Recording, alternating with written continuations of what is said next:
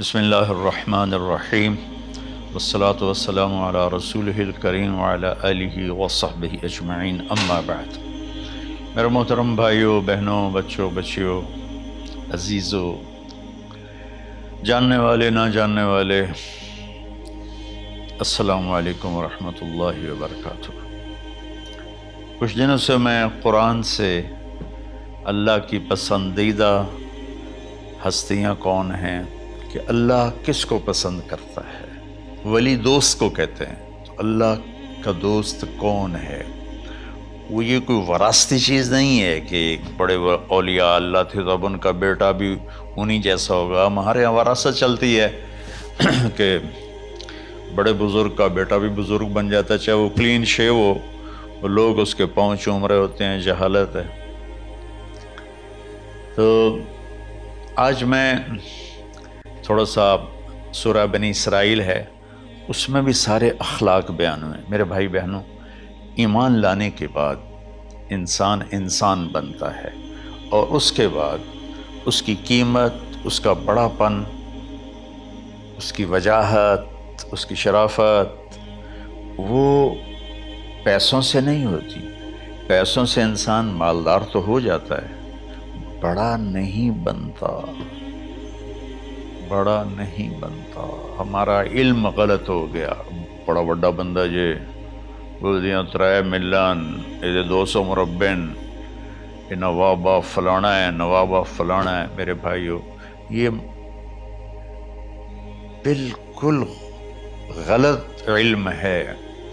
بڑا وہ ہے جسے اللہ پسند کرے، بڑا وہ ہے جو میرے نبی کی زندگی کے پیچھے چلے، بڑا وہ ہے جس سے اللہ تعالیٰ راضی ہو جائے، باقی سب چھوٹے چھوٹے ہیں۔ تو آج ایک تیسری جگہ سے میں کچھ باتیں قرآن سے عرض کروں گا جن کا تعلق ہمارے ایمان سے بھی ہے، اخلاق سے بھی ہے۔ وہ ہے بسم اللہ الرحمن الرحیم، وَقَضَىٰ رَبُّكَ أَلَّا تَعْبُدُوا إِلَّا إِيَّاهُ بِالْوَالِدَيْنِ إِحْسَانًا إِمَّا يَبْلُغَنَّ عِندَكَ الْكِبَرَ أَحَدُهُمَا أَوْ كِلَاهُمَا فَلَا تَقُل لَّهُمَا أُفٍّ وَلَا تَنْهَرْهُمَا وَقُل لَّهُمَا قَوْلًا كَرِيمًا وَاخْفِضْ لَهُمَا جَنَاحَ الذُّلِّ مِنَ الرَّحْمَةِ وَقُل رَّبِّ ارْحَمْهُمَا كَمَا رَبَّيَانِي صَغِيرًا۔ یہ بہت بڑا مضمون ہے۔ اللہ نے قرآن بھر دیا والدین کے خدمت کے لیے، والدین کی اطاعت کے لیے، والدین کی ماننے کے لیے۔ پہلا جملہ ہے اور تیرے رب نے فیصلہ کیا، ایک مطلب۔ دوسرا، اور تیرے رب نے حکم کیا کہ بندگی صرف اللہ کی ہے، بندگی صرف اللہ کی ہے۔ عبد اسے کہتے ہیں جو ہر بات پہ سر جھکا دے، عبد اسے کہتے ہیں جو ہر بات پہ بچھ جائے، اس کو عبد کہتے ہیں۔ تو اللہ کہہ رہا ہے میرے بندو، میرا ایک فیصلہ ہے اور میرا ایک حکم ہے، میرے سوا نہ تمہارا ہاتھ کسی کے آگے پھیلے، نہ تمہاری گردن کسی کے آگے جھکے۔ ایک دوسرے سے مدد لینا، اس کو ایک دوسرے کی تعاونوں میں آ جاتا۔ تعاونوا علی البر والتقوی، ایک دوسرے کا ساتھ دو، ایک دوسرے کی مدد کرو۔ میرے نبی قرضہ اٹھاتے تھے۔ میرے نبی جب انتقال ہوا تو آپ کی زرہ 9 وسق پر، وسق 5 من کا ہوتا ہے، تو وہ جو کے بدلے آپ نے زرہ رکھوائی تھی کہ جب میں تمہیں ادا کروں گا زرہ لے لوں گا، اور آپ کا انتقال ہو گیا، آپ زرہ اپنی واپس نہیں لے سکے۔ وہ چیزیں جن کا تعلق صرف اللہ کی ذات سے ہے اور کوئی نہیں کر سکتا، اس میں صرف اللہ کے آگے ہاتھ پھیلا، جیسے ہم کہتے ہیں مدد، نصرت۔ اللہ کہتا میں ہوں، الا ان نصر اللہ قریب، سنو میری مدد تمہارے قریب ہے۔ تو اللہ تعبدوا الا ایاہ، بس ایک چھوٹا سا جملہ اللہ نے یہاں کیا، چونکہ یہاں اللہ نے والدین اور اخلاق بتانے تھے تو اپنے لیے صرف ایک جملہ بولا، باقی باتیں بھی اللہ کے لیے ہیں، لیکن اللہ نے میری بندگی، اس بندگی سے مراد 5 وقت کی نماز نہیں ہے، حج، روزہ، زکوٰۃ نہیں ہے اس کی مراد، یہ ساری باتیں داخل ہیں، اور اس کے ساتھ 24 گھنٹے کی زندگی اللہ کی مرضی پر گزارو، نفع آئے تو شکر ادا کرو، نقصان ہو تو صبر کرو، برداشت کرو، پھر بھی شکر ادا کرو کہ میرا رب یہ کہہ رہا ہے کہ میں نے صرف اللہ سے تعلق جوڑنا ہے۔ اللہ کے نبی نے اپنے چچا زاد بھائی عبداللہ بن عباس سے فرمایا کہ یا غلام، اے نوجوان، اسی کا بکلمات فاحفظہ، میں تمہیں چند باتوں کی وصیت کرتا ہوں، کیا؟ احفظ اللہ، احفظ اللہ یحفظک اللہ، یحفظک اللہ، اللہ کے اوامر کی حفاظت کر، اللہ تیری حفاظت کرے گا۔ احفظ اللہ تجدہ تجاہک، تو اللہ کے اوامر، اسلام، حلال حرام کی پہچان کر کے زندگی گزار تو اللہ کو ہر وقت تو اپنی مدد کے لیے تیار پائے گا۔ اور لمبی حدیث ہے، عشاء کی نماز کا وقت ہو رہا ہے، اس میں وہ جملہ جو اس میرے مضمون سے متعلق ہے، وَإِذَا سَأَلْتَ فَاسْأَلِ اللَّهِ، جب بھی مانگو اللہ سے مانگو، جب بھی مانگو اللہ سے مانگو، اللہ کے سوا کوئی دینے والا نہیں ہے، صرف اللہ ہے دینے کے لیے۔ وَإِذَا اسْتَعَنْتَ فَاسْتَعِنْ بِاللَّهِ، اور جب مدد کے لیے ہاتھ اٹھاؤ تو صرف اللہ کو پکارو، جب ضرورت حاجت کے لیے، مدد کے لیے ہاتھ اٹھاؤ تو اپنے اللہ کو پکارو۔ تو یہ حدیث کی بات بھی ہے اور یہ قرآن کی بات بھی ہے۔ اس کے بعد آگے اللہ کہتا ہے وَبِالْوَالِدَيْنِ إِحْسَانًا، اور اپنے والدین کے ساتھ احسان کرو۔ احسان کا کیا مطلب ہے؟ اللہ آگے اسی کی تشریح کر رہا ہے۔ ویسے احسان کا مطلب عربی میں ہوتا ہے، یہ جو ہمارا اردو کا احسان ہے، میں تیرے تو احسان کیتا تو ہوں میں نالے کی کر رہے ہیں، یہ بھی مطلب ہے، لیکن احسان کا اصل مطلب ہوتا ہے، احسان حسن سے ہے، حسن، حسن سے الف، 2 الف ملے اور احسان بن گیا۔ احسان کا مطلب ہوتا ہے کسی بھی کام کو جو دنیا کا ہے، دین کا ہے، اسے انتہائی خوبصورت طریقے سے کرنا۔ جیسے کسی دلہن کا میک اپ ہوتا ہے نا، تو 5-6 گھنٹے 4 گھنٹے کے بعد وہ کہتی ہے، جو ہوتی ہے اس کا میک اپ کرنے والی، کہ جی بس یہ مکمل ہو گیا ہے اور اب اس سے آگے نہیں ہے۔ تو آخری اچھائی کی آخری انتہا پر پہنچ کے کام کرنے کو احسان کہتے ہیں۔ تو میرا اللہ کہہ رہا ہے، میرے بندو، اپنے والدین کے ساتھ وہ کرو کہ جو بھلائی کی، خدمت کی، ماننے کی آخری حد ہے۔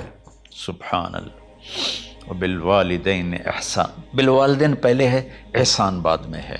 اللہ تعالیٰ نے باقی سب کو پیچھے کر کے فرمایا کہ دیکھو خاص طور پہ ماں باپ کے ساتھ وہ رویہ کرو کہ ان کے دل سے دعائیں نکلیں۔ چند دن پہلے ایک والد یوں ہاتھ اٹھا کے کہہ رہا تھا اپنے بیٹے، اکلوتا بیٹا، میں منگنا اللہ کو لو، اللہ تینوں چاہ لوے۔ باپ بیٹے کے لیے یہ دعا مانگ رہا تھا اور بیٹا اکیلا ہے، یہ بد دعا باپ کر رہا تھا۔ تو بھائیو، ایسی اولاد نہ بنو جس ماں نے پیٹ میں 9 مہینے اٹھایا، پھر جننے کی تکلیف برداشت کی۔ ایک شخص آیا حضرت عبید بن عمیر کے پاس کہ حضرت میں نے ماں کو اپنے کندھے پہ بٹھا کے پیدل حج کرایا ہے، مینا لے گیا، عرفات لے گیا، مزدلفہ، پھر مینا، پھر مکہ، تو کیا میں نے ماں کا حق ادا کر دیا؟ میں نے فرمایا ولا طلقۃ واحدہ، بیٹا ابھی ایک طلقہ کا حق بھی ادا نہیں ہو۔ طلقہ کسے کہتے ہیں؟ جب بچہ پیدا ہونے کا وقت آتا ہے تو ماں کو دردوں کی لہریں اٹھتی ہیں، وہ اتنی خوفناک ہوتی ہیں کہ ماں چیخ چیخ کے رہ جاتی ہے، اور بعض اوقات ڈیلیوری لیٹ ہو جاتی ہے تو وہ تڑپتی ہے، روتی ہے۔ وہ جو لہریں ہیں نا، پیٹ میں آتی ہیں جاتی ہیں، آتی ہیں جاتی ہیں، ایک لہر جو درد کی اٹھتی ہے اس کو کہتے ہیں طلقہ۔ میں قربان جاؤں، انہوں نے فرمایا بیٹا ابھی تیری ماں نے جو تجھے جنا تھا اس وقت جو تجھے درد، وہ تیری ماں نے درد کی لہریں برداشت کی تھیں، اس میں سے ایک لہر کا بھی حق ادا نہیں ہوا، یعنی کہ حق ادا ہو ہی نہیں سکتا۔ یہ مطلب کہ حق ادا ہو ہی نہیں سکتا، کہ بیٹا ابھی ایک کا بھی نہیں۔ پھر حضرت عبداللہ بن عمر سے ایک شخص نے پوچھا کہ اچھا یہ جو آدمی تھا یہ خراسان، یہ ایران میں ہے اور افغانستان میں، یہاں سے ماں کو پیدل کندھے پہ بٹھا کے مکے پہنچا تھا، اندازہ لگا اس نے کتنی مشقت اٹھائی۔ اور عبید اللہ بن عمر کہتے ہیں بیٹا ابھی ایک لہر کا حق ادا نہیں ہوا۔ یہی سوال حضرت عبداللہ بن عمر سے کیا ایک شخص نے کہ حضرت میں نے اپنی ماں کو حج کرایا ہے، سارا میں نے پیدل کرایا ہے اور کندھے پہ اٹھا کے کرایا ہے، تو کیا میں نے ماں کا حق ادا کر دیا؟ وَلَا زَفْرَةً وَاحِدًا وَلَا زَفْرَةً وَاحِدًا۔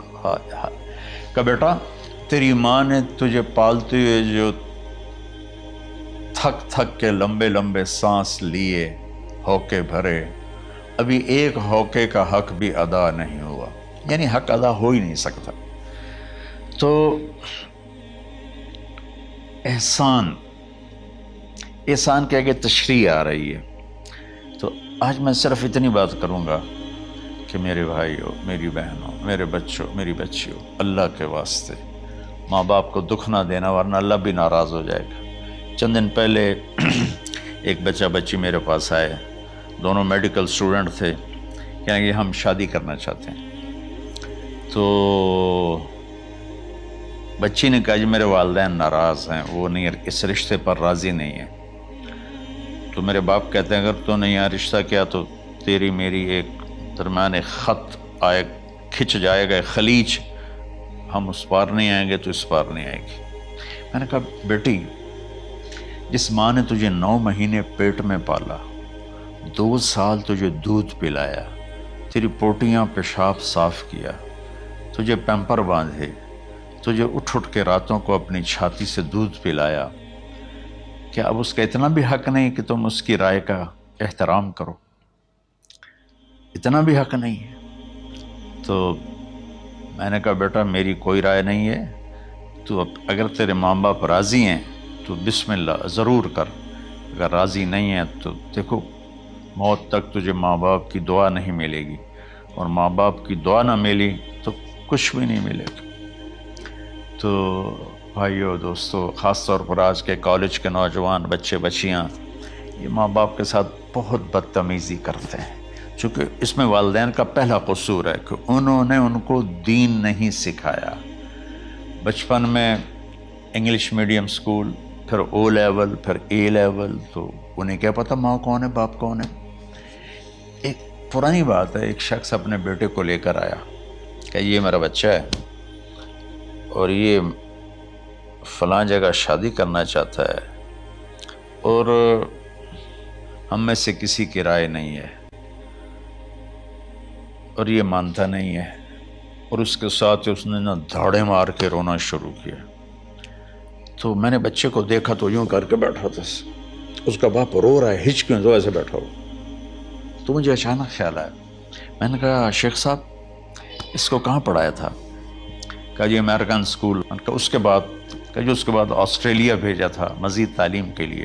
ان کے شیخ صاحب اس بچے کا کوئی قصور نہیں، آپ کا قصور ہے، اس کو تو پتہ ہی نہیں میری ماں کیا ہے، میرا باپ کیا ہے۔ ایک ہماری تہذیب تھی وہ ختم ہو گئی ہے، اس میں علم نہیں بھی تھا تو ماں باپ کے۔ میں نے اپنی آنکھوں سے دیکھا، میں نے اپنے دادا کو دیکھا لیکن مجھے یاد نہیں، لیکن جو میرے دادا کے چھوٹے بھائی تھے ان کو میں سنبھلتا ہوں، ان کو میں نے دیکھا ہے، 3ری 4تھی جماعت تک میں تھا۔ 61 میں ان کا انتقال ہوا، میری 9 سال عمر تھی، تو 8 سال۔ ان کے بیٹے جوان تھے، اور ڈیرے میں جب وہ بیٹھتے تھے تو ان کے بچے ان کے سامنے نہیں بیٹھتے تھے، ان کی پیٹھ کے پیچھے بیٹھتے تھے۔ اتنا ادب، حالانکہ چاروں کے چاروں دین نہیں جانتے تھے، تہذیب تھی، ثقافت تھی، جو آج کی تہذیب نے ہم سے سب کچھ چھین لی۔ اب بھی آپ جاؤ بیٹا تھر پارکر میں گیا ہوں 2-3 دفعہ، اور وہاں مسلمان نہیں، ہندو عورتیں جب گاڑی گزرتی ہے تو گھونگھٹ کو نیچے کر لیتی ہیں، اپنا چہرے کو فوراً چھپا لیتی ہیں۔ تو خیر بہرحال میں نے کہا شیخ صاحب اس بچے کا قصور نہیں، آپ کا قصور ہے۔ تو میرے بچوں، اپنے ماں باپ کو خوش کرو، راضی کرو۔ ان کا راضی ہونا اللہ کی رضا ہے۔ میں اس کی تفصیل انشاءاللہ آگے بتاؤں گا، آج میں صرف اتنا ہی میں نے تمہید باندھی ہے کہ ماں باپ کا کیا مقام ہے، ان کی کیا عزت ہے۔ ایک شخص آیا، یا رسول اللہ میرا باپ میرے پوچھے بغیر میرا مال خرچ کر لیتا ہے۔ آپ نے کہا بلاؤ، چونکہ بچے کا ذاتی مال اگر ہو تو شرع کے لحاظ سے باپ پوچھ کے استعمال کرے، بغیر پوچھے استعمال نہ کرے۔ جب اسے پتہ چلا کہ میرے بیٹے نے شکایت کی ہے، تو عرب کی شاعری تو مشہور تھی، انہیں دل میں کچھ اشعار پڑھے۔ جو آیا تو جبریل پہلے آ گئے، یا رسول اللہ، اللہ تعالیٰ کہہ رہے ہیں آپ اس سے پوچھیں وہ شعر بتاؤ جو تیرے کانوں نے تو نہیں سنے، تیرے دل میں آئے تھے اور اللہ نے سن لیے۔